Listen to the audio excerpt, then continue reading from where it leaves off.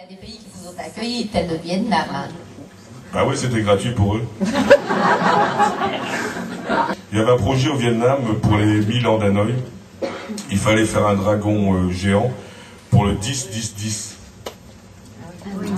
Et donc, comme c'était trop difficile de le fabriquer là-bas, et je le dis parce que, bon voilà, je suis obligé de le dire à un moment, et parce que j'ai trop souffert là-bas, quoi. J'ai trop souffert. Et donc, pour le fabriquer, bon, je ne vais pas tout vous raconter, parce qu'on serait là jusqu'à demain matin. Qui veut rester là jusqu'à demain matin? Et donc, j'ai proposé de le construire en France, et de l'envoyer en kit, à Hanoï, quoi. C'est ce que j'avais proposé. Bon, il n'y a pas eu de suite, voilà, j'ai pas... Bon, je voulais pas y retourner, quoi. Non, je voulais pas y retourner, mais bon, sauf si j'aurais été le remonter là-bas. Donc là-bas, ils ont deux sculptures, donc un dragon de... Oh, je me souviens plus de quelle longueur il fait, de 10 mètres de long en inox, et une sculpture dans l'école des Beaux-Arts. Et donc je suis un des rares Français, un des rares artistes encore vivants dans un musée, puisque je suis dans un musée là-bas.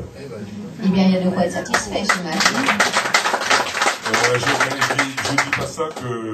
Je dis pas ça pour qu'on m'applaudisse, mais je me moquais d'un copain graveur à Quimper, et qui est exposé au musée de Quimper, et puis je me moquais de lui en disant tu es la seule personne que je connaisse qui expose vivant dans un musée. Et puis après, bon, maintenant j'ai arrêté de me moquer de lui.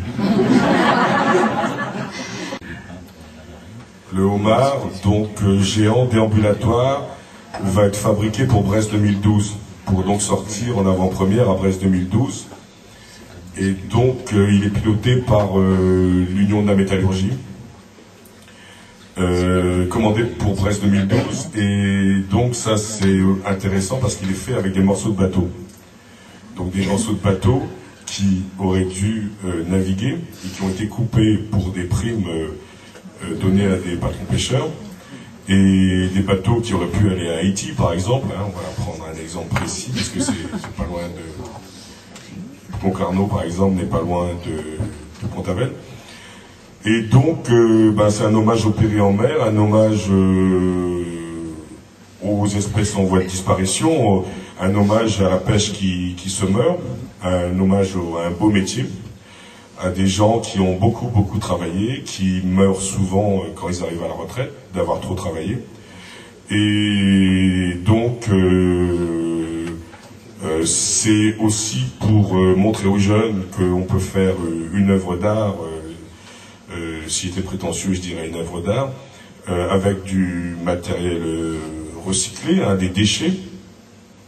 Et c'est aussi pour montrer aux jeunes qu'avec l'acier, on n'est pas obligé, de faire des armes, on n'est pas obligé de faire des bateaux de guerre, et on peut faire aussi des œuvres d'art.